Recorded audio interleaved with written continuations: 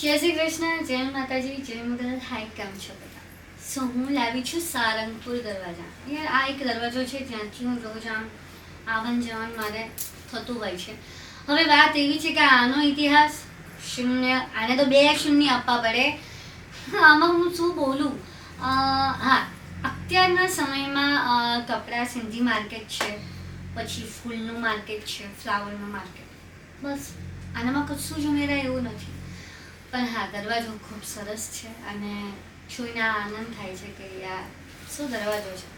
મને એક જ પ્રશ્ન થાય છે આપણા બધાને માટે કે આપણે ખુદ અહેમદ શાહ વિશે જાણીને એમણે જે કંઈ બનાવ્યું હશે તો કંઈક તો વિચારીને જ બનાવ્યું હશે.